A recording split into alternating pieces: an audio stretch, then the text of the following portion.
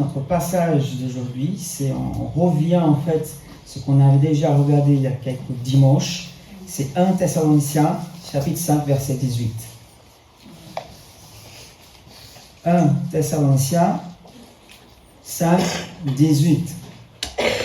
Alors c'est affiché, mais je vous rappelle toujours, amenez votre Bible, soit en papier, soit numérique, comme vous voulez, mais c'est juste un verset, c'est facile. On peut même apprendre par cœur. Qui dit ceci, la parole de Dieu, la sainte parole de Dieu. La voix de Dieu nous dit, exprimez votre reconnaissance en toutes choses, car c'est la volonté de Dieu pour vous, en Jésus-Christ, notre Seigneur. Paul dit simplement, exprimez votre reconnaissance en quoi? En toutes choses. Pas seulement quand tout va bien, quand tout fonctionne, quand tout marche, mais en tout temps. Je voulais juste ouvrir une parenthèse avant de continuer. J'ai ici dans les mains un bout de papier. Ok? Ceux qui ont une bonne vision peuvent lire. Non. Mais au moins, vous voyez, il y a un drapeau bleu, blanc, rouge. C'est un papier officiel de la préfecture. Ça signifie que à partir, depuis lundi dernier, mais aujourd'hui officiellement, nous sommes une église reconnue par l'État. Alléluia. Amen. Ça c'est l'acte de naissance de l'église. On se dit ça, hein? Bah oui. L'église est née au niveau de l'État. Bien sûr, elle est née depuis l'éternité au ciel. Hein? L'acte de naissance céleste est déjà signé, ça fait longtemps. Mais depuis le 26 mars, le préfet a signé notre reconnaissance en tant qu'église statutaire. Mais ça, c'est un miracle. Pourquoi? Parce qu'en fait, vous connaissez mieux que moi, l'administration française, parfois, ça rame. Parfois, hein, mais là, c'était en 15 jours.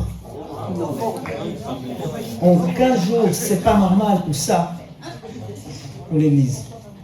Et même la fédération, quand je les a annoncés, ils ont dit, ah, c'est pas possible.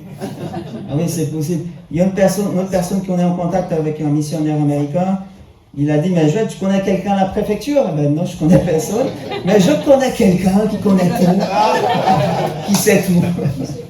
Il a dit, alléluia.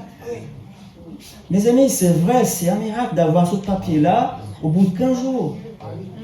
Ça signifie que Dieu est bon, il aime cette église, il a quelque chose pour cette église, encore et encore.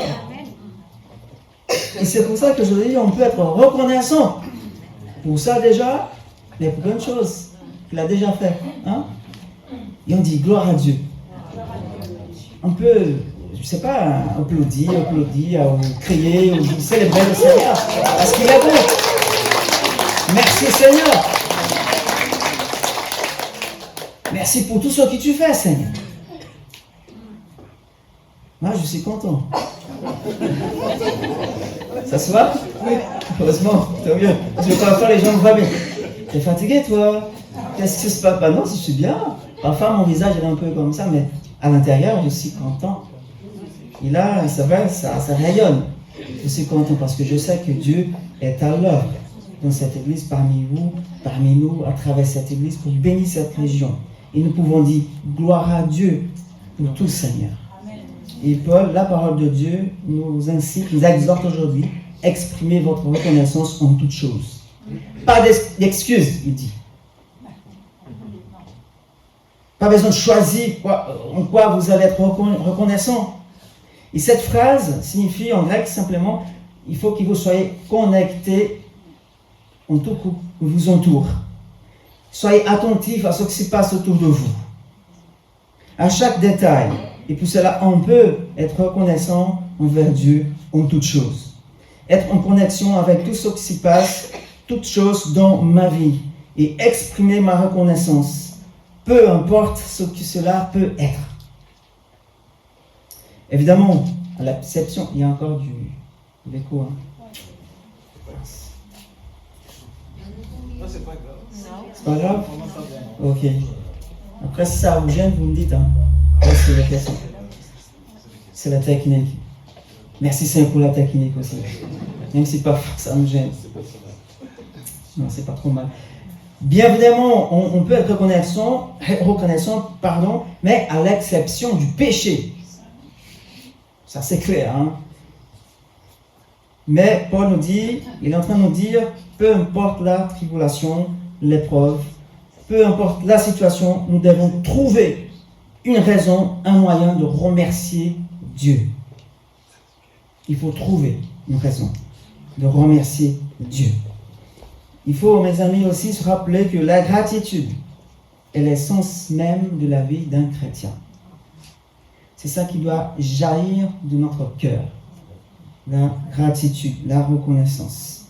Tandis que l'ingratitude, l'inverse, est l'essence du cœur d'une personne non régénérée. Un non-croyant. Il ne sait pas qu'est-ce que c'est être reconnaissant vers quelqu'un, c'est-à-dire vers Dieu. Il ne sait pas. Et dans Romains 1, encore l'apôtre Paul identifie les personnes qu'on appelle les impies par des mots très forts. Il dit au verset 21, puisque tout en connaissant Dieu, ils ne lui ont pas donné la gloire qu'il méritait en tant que Dieu, ils ne lui ont pas montré leur reconnaissance, et comme résultat, Paul dit, leur cœur sans intelligence a été plongé dans les ténèbres. C'est la conséquence d'avoir tourné le dos à Dieu. Ils sont plongés dans les ténèbres, ils font ce qu'ils veulent, mais ils n'ont pas non plus de reconnaissance envers Dieu parce qu'ils ne connaissent pas Dieu. Et là, Paul nous dit qu'il y a une condamnation qui pèse comme un lot de poids sur les épaules des hommes non régénérés. Il y a déjà une condamnation. Ils sont plongés dans les ténèbres. Nous non-croyants. Malheureusement, nous étions dans cette étape-là, à un moment donné de la vie. Mais gloire à Dieu qu'ils ne sont plus dans cette condition-là. Et ces personnes-là, ils refusent de faire ce qui est basique à notre avis, c'est-à-dire remercier Dieu en toutes choses. Le Dieu qui a tout créé, qui l'aura créé, qui a créé tout le monde, le Dieu qui donne la vie, le souffle, le Dieu en qui les gens vivent, ils se meuvent, qui tire leur existence. Le Dieu qui s'est révélé dans leur conscience, parce qu'il se révèle par la nature, comme dit Romains 1, et par conséquent, ces gens-là ne donnent pas la gloire à Dieu. Il a donné, et Dieu leur a donné quand même une sorte de norme, de règle, de ce qui est bien, ce qui est mal. Dieu a mis déjà sa loi dans notre cœur, dans le cœur de tout le monde. Mais il n'arrive pas à rendre gloire à celui qui est digne de toute gratitude, parce qu'ils sont plongés dans les ténèbres. Ils n'arrivent pas à voir. Et en ce qui concerne l'ingratitude, mes amis, les personnes non sauvées se trouvent dans quelques, on va dire, catégories. On a au moins 3 catégories qui se trouvent. Tout d'abord, il y a des gens qui vivent en pensant que les choses arrivent par hasard. Au hasard, c'est comme ça, c'est la chance. Ils pensent que c'est juste une combinaison d'événements qui échappent à tout contrôle, voilà, qu'on n'a pas le choix. Et si les choses ne se passent pas comme prévu, pour eux, deviennent quoi? Des râleurs. Des Français. Je rigole. Non.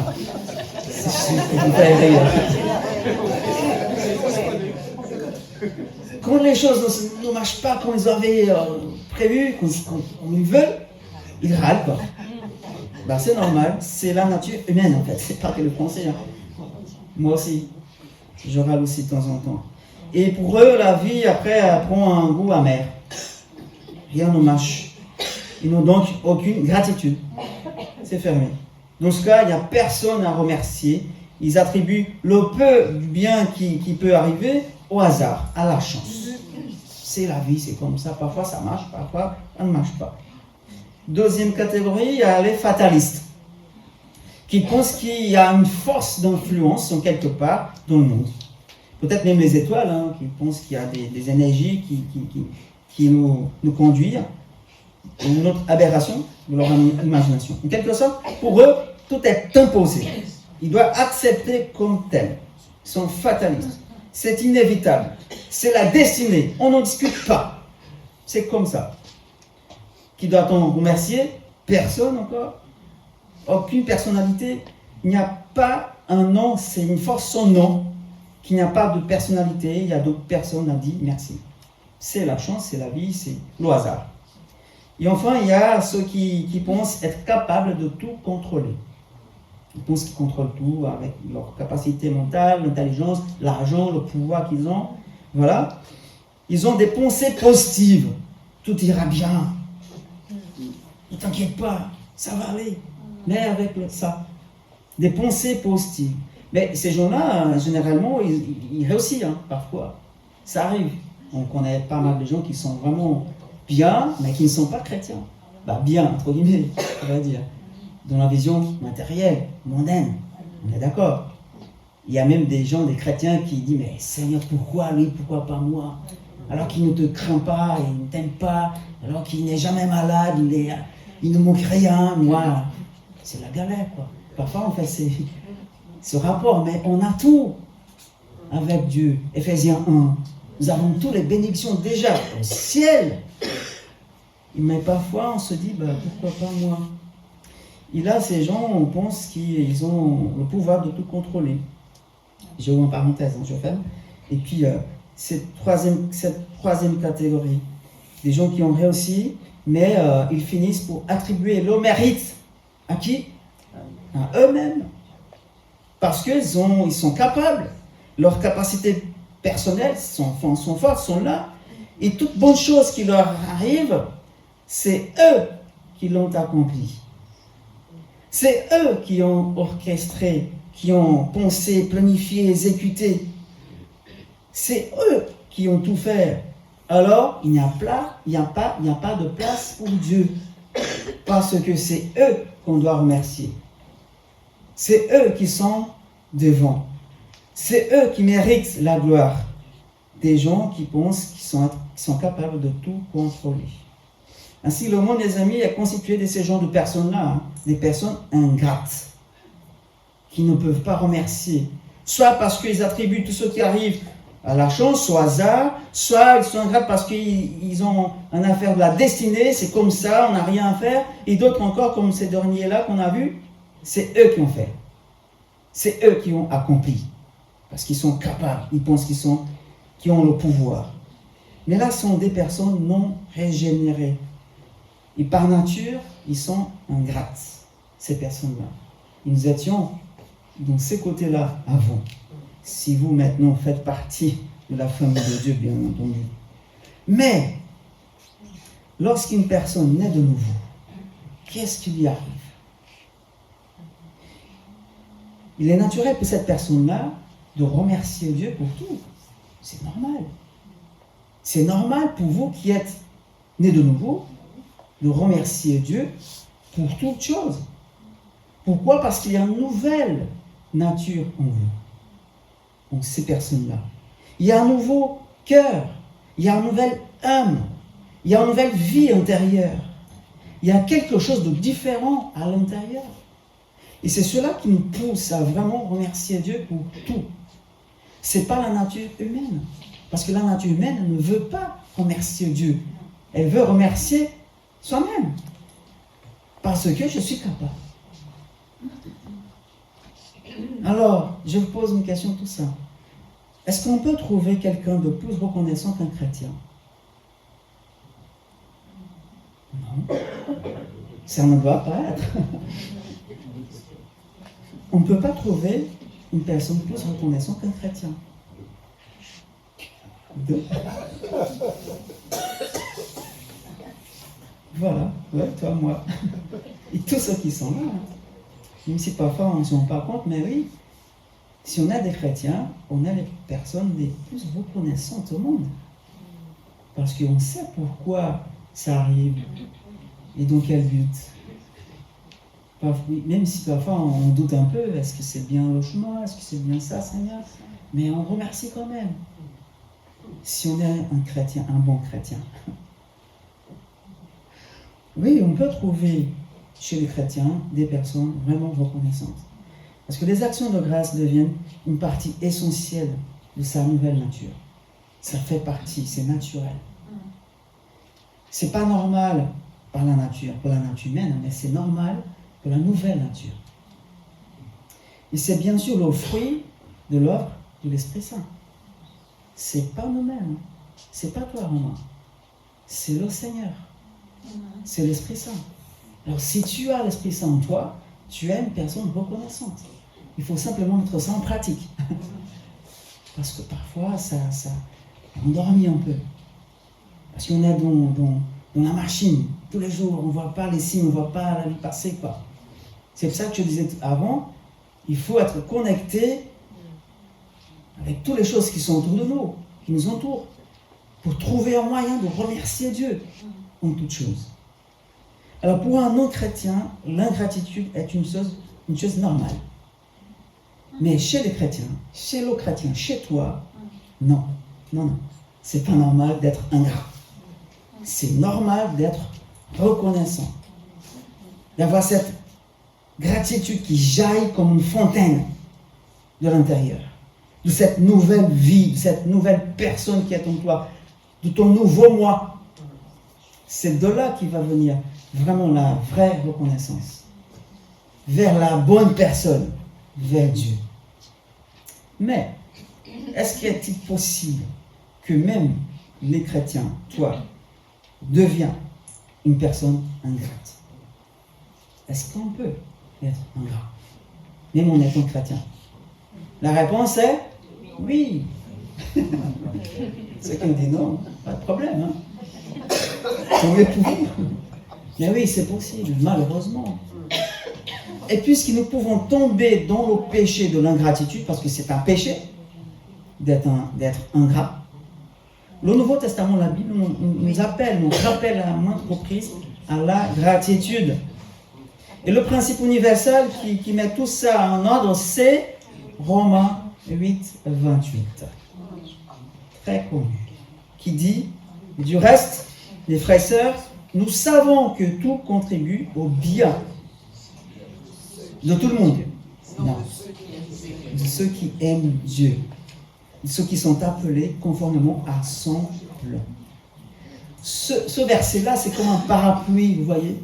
Un parapluie universel qui nous protège des situations compliquées de la vie. Puis on n'a pas les réponses. Mais c'est un parapluie universel qui couvre chaque question de la vie. De ceux qui aiment Dieu. Si vous aimez Dieu, ce parapluie-là est sur vous. Il vous protège de toutes choses. Qui sont ceux qui aiment Dieu? Comme dit Jésus, ceux qui obéissent à sa parole. Et qui sont ceux qui obéissent à la parole? Ce sont ceux et celles qui sont nés de nouveau. Qui ont compris l'évangile, qui ont répondu oui, je suis un pécheur, j'ai besoin d'un sauveur. Et là, ils sont nés de nouveau. Après, ils obéissent à la parole. Après, ils sont aimés de Dieu. Après, ils sont protégés de Dieu. Vous voyez la chaîne? Pour que Romains 8, 28 soit sur votre vie, il faut qu'il vous naissez de nouveau. Il faut qu'il vous obéissiez à la parole. Et là, vous êtes aimés de Dieu. Et là, vous êtes protégés de Dieu. Amen. Amen. Si c'est ton cas, tu dis Amen, merci. Je te suis reconnaissant parce que je suis ton fils bien-aimé, ta fille bien-aimée. Et ce parapluie-là me couvre, me protège. Tout concourt au bien de ceux qui aiment Dieu. Tout. Dieu va faire en sorte que le malheur, la difficulté et le moment de bonheur vont contribuer pour ton bien. Si vous le croyez, soyez affermis pour ça. Peu importe ce qui arrive, Romains 8, 28, c'est cette protection, les amis. Les choses peuvent ne pas être positives ou bien comme on veut, mais Dieu prendra ce qui est mauvais, ce qui ne va pas bien. Il va changer ça, il va donner un bon sens, un bon dessein pour ton bien. Pour le bien de son peuple. Alors imaginez la situation que vous traversez maintenant, et voilà. Ouvrez le parapluie. Romains 8, 28. Et si vous croyez que Dieu est à l'œuvre dans ta vie, dans votre vie, qui contrôle tout, de manière souveraine, dans tous les détails de votre vie, alors vous pouvez gérer n'importe quelle situation, y être reconnaissant, parce que vous savez qu'elle s'inscrit, toute cette situation-là, dans un plan plus grand qui a été dessiné par Dieu. Pourtant bien. Et tant que nous ne perdons pas de vue ce qui est là devant, c'est-à-dire ce que Dieu est en train de faire, le résultat final, ce que Dieu est en train d'agir, de construire, faisant tout concourir pour notre bien, alors nous pouvons exprimer notre reconnaissance en toutes choses. Et c'est pour ça qu'il faut avoir toujours des jumeaux là, des jumelles, pour voir loin, Seigneur. Parfois on a besoin de lunettes, hein. Moi je ne vois rien de loin comme ça, mais là, c'est bien, c'est clair. Je vous vois bien. C'est ça, la vue de Dieu. On voit loin. Et si on voit par la foi le résultat final, parce que je sais que Dieu est en train de faire quelque chose, je sais qu'il va mener au bien, je peux le remercier déjà aujourd'hui, même en attendant ce qui va se passer plus tard. Et c'est ça que Dieu veut de nous. C'est son plan, comme il disait dans le passage de 1 Thessaloniciens. C'est la volonté de Dieu en Jésus-Christ que nous soyons reconnaissants en tout temps, indépendamment de la situation. Ne perdons pas de vue le résultat final. Et comme ça, on peut être reconnaissant. Amen. Amen. Vous êtes encore là avec moi? Merci.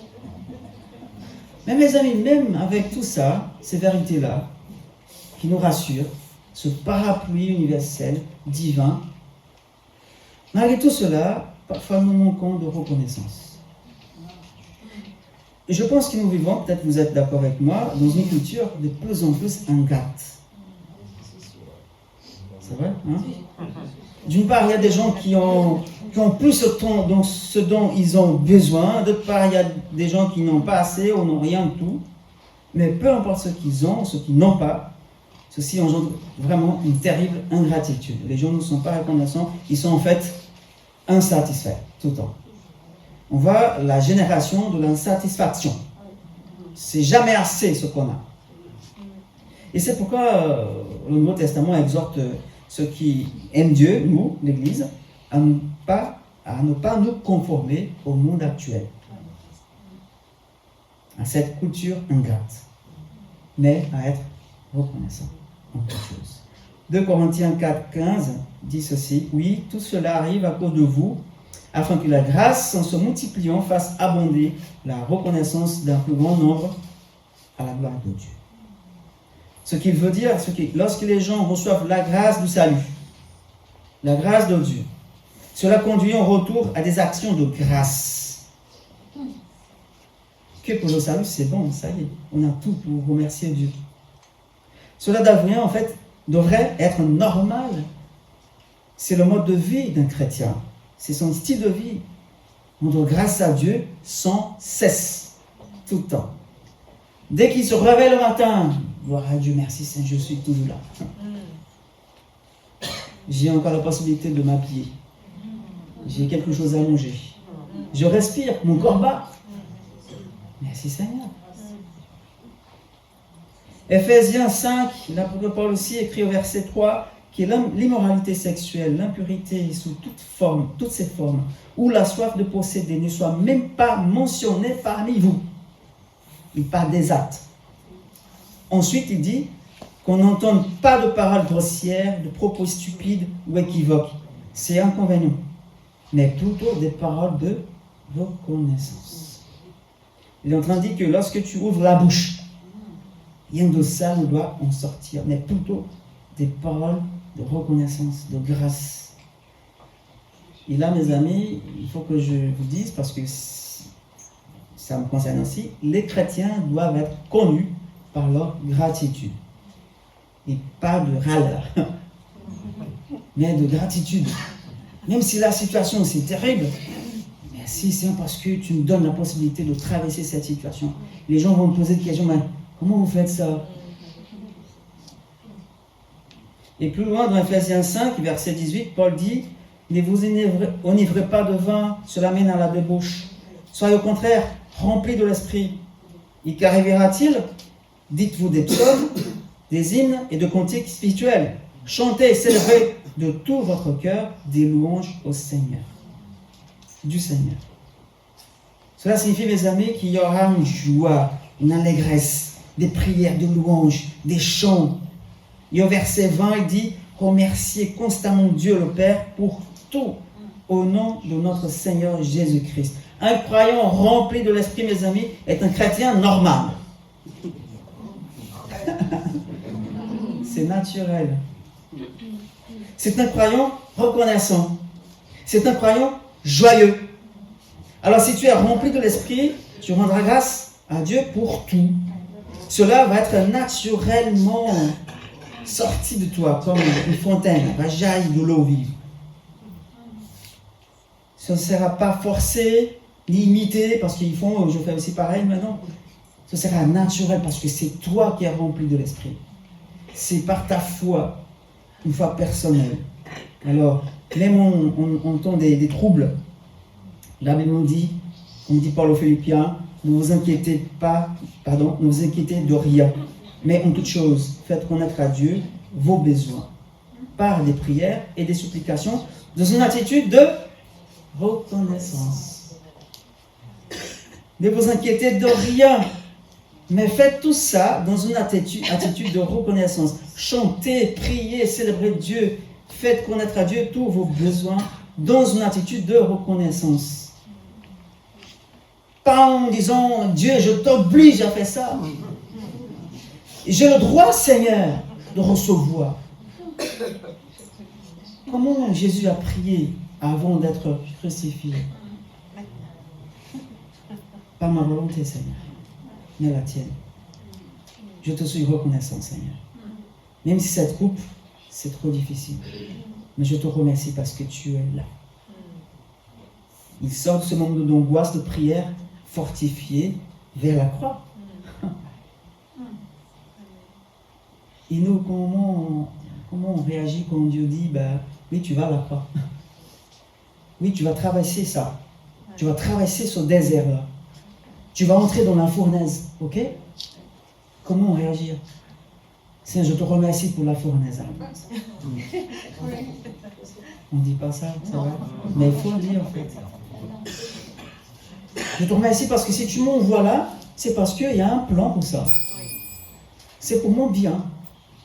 Si tu aimes Dieu, tu vas entrer dans cette fournaise. Tu vas traverser ce désert avec son aide, bien sûr, parce qu'il sera là avec toi. Oui, mes amis, même dans les temps de trouble, la Bible nous dit, ayons une attitude de reconnaissance. Et ça nous amènera au miracle.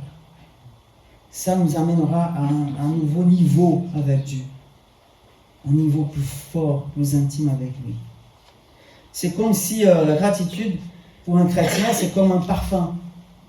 Ça exhale, on sent le parfum de gratitude chez un chrétien, si on est rempli de l'Esprit. On doit en fait dire de tout chrétien, même de toi, de moi, voilà une personne reconnaissante. Quelle personne reconnaissante qu'elle est. Waouh! Chaque fois qu'il ouvre sa bouche, il en sort des actions de grâce, il est toujours content, quoi. Même si je connais sa situation. Même si il est toujours content, joyeux. La gratitude déborde de sa vie. Parce qu'il est rempli de Dieu, il est rempli de l'Esprit. Alors, revenons un peu dans 1 Thessaloniciens chapitre 5, versets 16 et 18. Paul ici, il met 3 choses comme des responsabilités de tout croyant qui sont devant le Seigneur, des attitudes du cœur. Il dit, il doit avoir une joie incessante. Il dit, soyez toujours joyeux. Il doit prier sans cesse. On a parlé de ça il y a un moment. Et là, il termine en disant, il faut qu'il y ait des actions de grâce quotidiennes. Il faut que cette personne-là soit reconnaissante tout le temps. C'est le modèle de la vie d'un chrétien. Joyeux, dans la prière et reconnaissant. 3 signes d'un bon chrétien. Je dirais d'un bon disciple. C'est plus fort un disciple. Si chrétien, on a pas mal, mais bon, est-ce qu'ils sont des disciples? Même le diable, il croit en Dieu, mais il n'est pas un disciple. Est-ce que je suis un disciple? Parce que mes amis, nous ne pouvons pas juger notre spiritualité en fonction de notre assiduité à l'église. De venir ici tous les dimanches. On ne peut pas juger notre spiritualité en fonction de notre service dans le ministère. Oui, je fais quelque chose à l'église, c'est bon, ça y est. Je suis dans un niveau... non. On ne peut pas juger notre spiritualité en faisant des choses. Ou parce qu'on fait notre devoir en tant que chrétien. Je donne l'argent à l'église, je participe aux études bibliques, aux réunions de prière, c'est bon. On ne peut pas juger notre spiritualité par le fait qu'on n'a pas trompé quelqu'un, on n'a trompé personne, on n'a pas tué personne, ou tu n'as pas commis l'adultère ou la fornication, tu n'as pas menti, ni truqué ta déclaration d'impôt, tu n'as pas maltraité ta femme ou tes enfants. Non, on ne peut pas juger notre spiritualité sur ces choses-là. Attends, je vois pourquoi, c'est quand même bien. Ne faites pas ça. Mais parce que c'est facile, mes amis, de faire des choses à l'extérieur. Alors que parfois, à l'intérieur, on n'est pas honnête, on n'est pas sincère. C'est facile d'être une façade, un acteur, un hypocrite. C'est très facile. Hein? Le maquillage, elle est belle. Mais à l'intérieur, est-ce qu'on fait ça vraiment d'une manière honnête, sincère? Si tu veux connaître la réalité de ta condition spirituelle, si tu veux savoir si tu es rempli du Saint-Esprit, alors ce que tu dois demander, c'est « J'ai toujours une joie interne malgré tout. Est-ce que je prie constamment, vraiment, avec qualité, pas avec quantité, mais qualité. J'ai de qualité de temps avec Dieu. Suis-je de plus en plus reconnaissant ou je râle assez souvent, ou plutôt ça? Demandez-vous. Demandons-nous. Est-ce que nous sommes vraiment dans la joie malgré la situation qu'on vit? Est-ce que nous prions constamment, vraiment sans cesse qu'on dit la parole? Est-ce que nous sommes vraiment reconnaissants devant Dieu? Alors, si nous ne sommes pas des personnes joyeuses, des personnes de prière ou reconnaissantes, cela signifie que la chair est en train de vaincre le combat. Mais lorsque nous sommes contrôlés par l'esprit, la chair perd son pouvoir, ce que dit la parole, et les choses se mettent en place. Là, on peut être dans la joie, dans la prière, reconnaissant tout le temps. Et à la fin, notre passage, verset 18, Paul dit, car tout ça, c'est la volonté de Dieu pour vous en Jésus-Christ. Voilà que la volonté de Dieu, mes amis, en Jésus-Christ, est que nous ayons une joie constante, une vie de prière constante et des actions de grâce constantes. C'est la volonté de Dieu pour qui? Pour toi, les chrétiens. C'est pas pour n'importe qui, hein. C'est pour les chrétiens, ceux qui aiment Dieu. C'est pour nous, c'est pour l'Église. C'est sa volonté. Que nous soyons joyeux, que nous soyons dans la prière et que nous soyons reconnaissants. C'est la marque de la vraie Église de Dieu. Et comme ça, on va contaminer le monde, quoi. De la bonne façon, contaminer avec la bonté de Dieu, avec ce qui vient avec. Il parle à nous, mes amis, qui sommes en Christ. Vous qui êtes dans le corps de Christ, vous qui êtes unis à lui. C'est la volonté de Dieu. Et cette volonté est placée comme un commandement. C'est un mandat. Ce n'est pas une option. C'est un ordre de Dieu. Soyez joyeux. Soyez des gens de prière. Soyez reconnaissants en tout temps.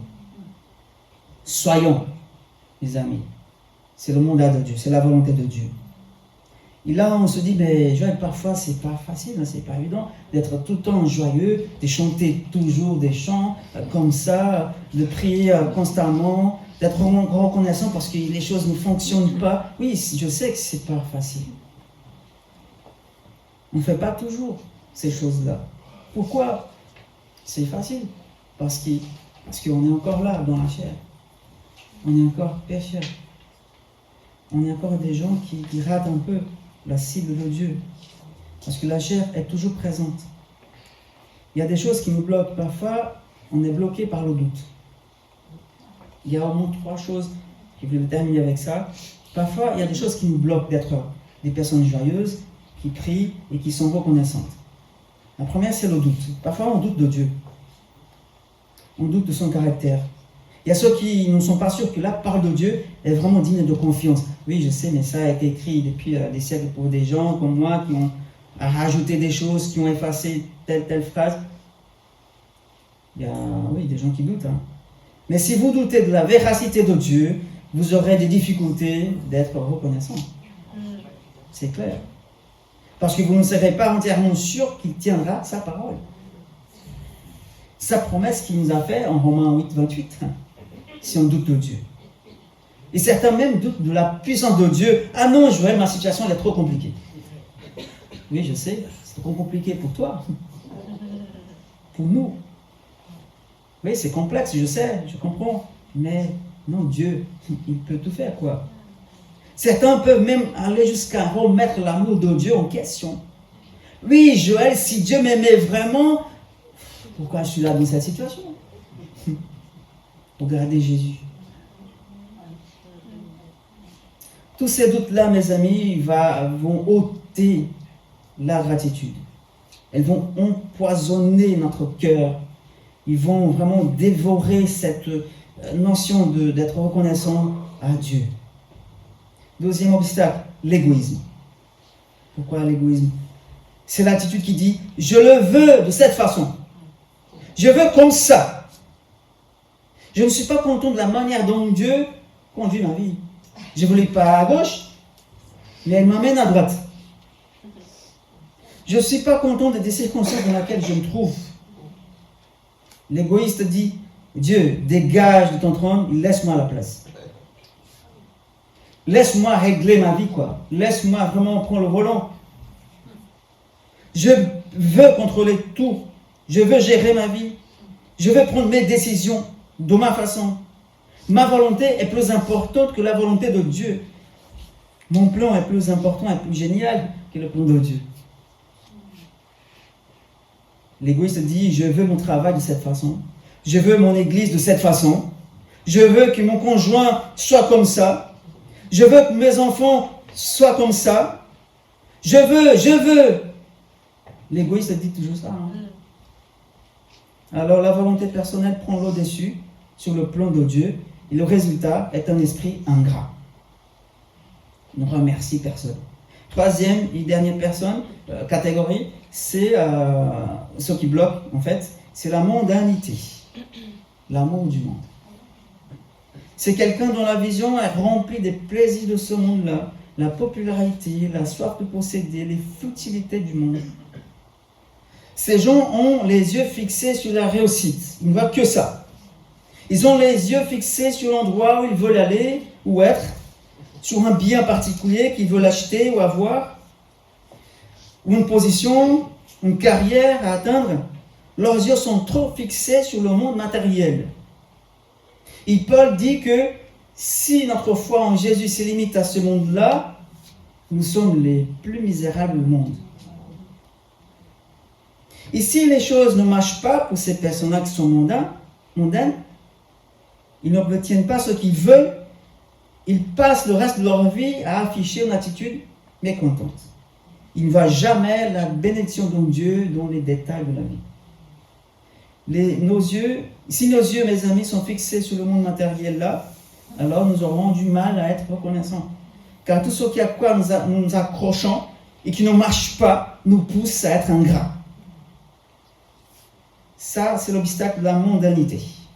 C'est le monde matériel. Et enfin, il y a ceux et celles qui ont un esprit critique. Un esprit critique fait de vous une personne amère, négative et ingrate. Et cela encore vient de l'orgueil.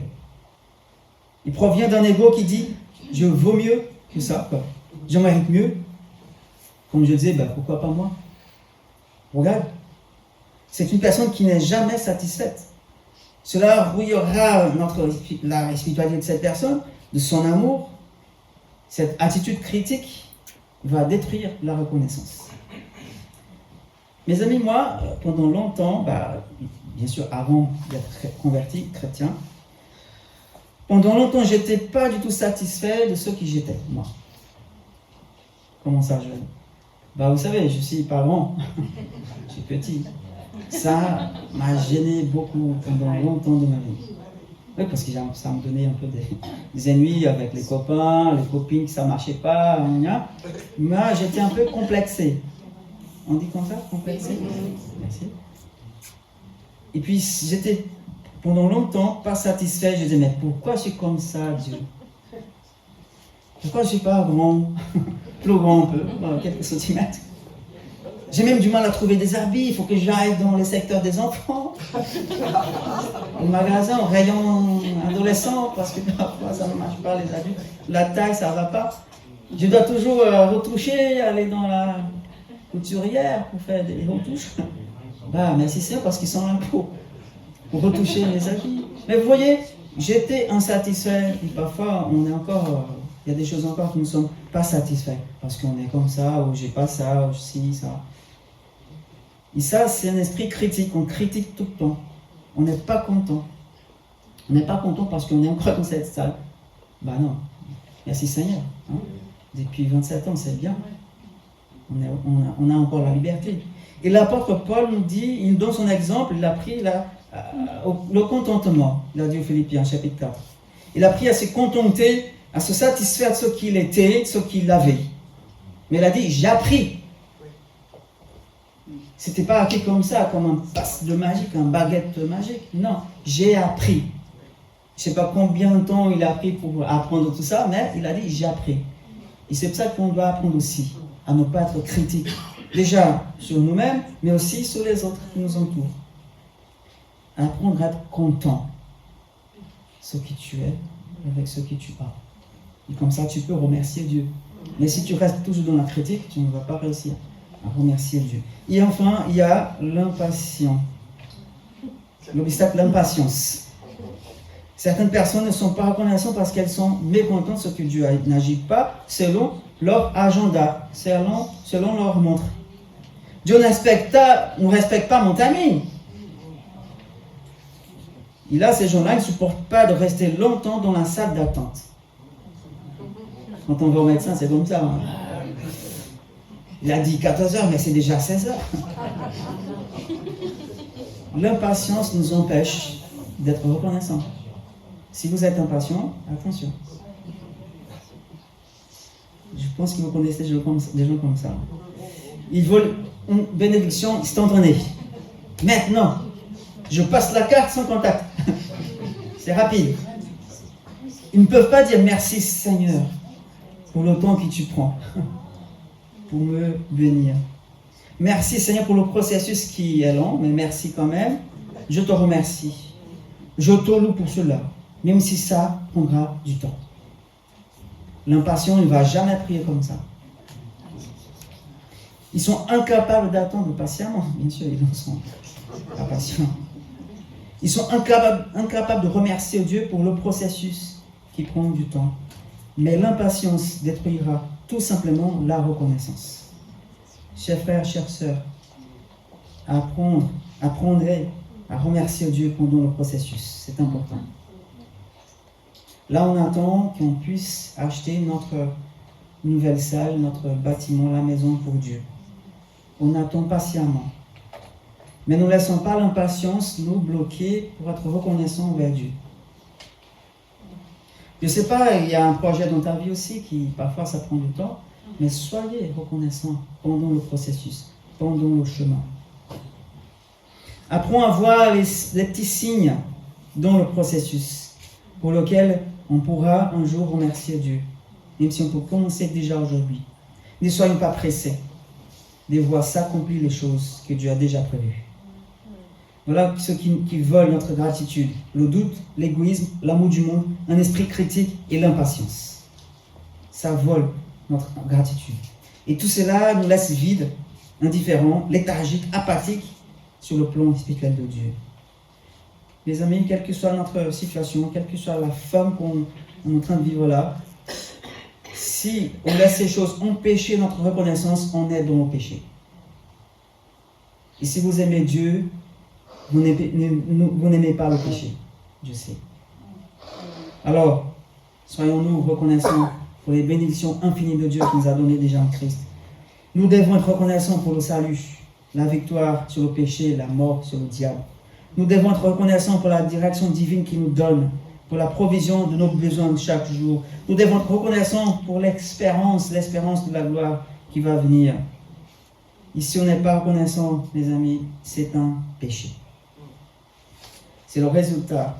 Et si on est reconnaissant, c'est le résultat d'une vie remplie de l'Esprit. Et que se passe-t-il, Joël, si on est reconnaissant? Si on a cette attitude tout le temps? Dieu est glorifié. Vous êtes bénis. L'Église est édifiée et les perdus sont atteints. Si on est reconnaissant, tout ça peut arriver. La gloire à Dieu, nous serons bénis, l'Église va être édifiée et les perdus seront atteints. Ils vont voir notre mode de vie. C'est la volonté de Dieu. Pour qui? Pour son troupeau. Pour nous et pour cette Église.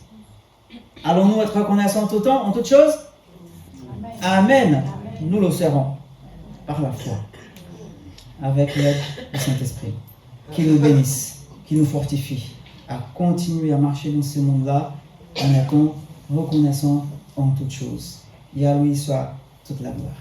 Amen.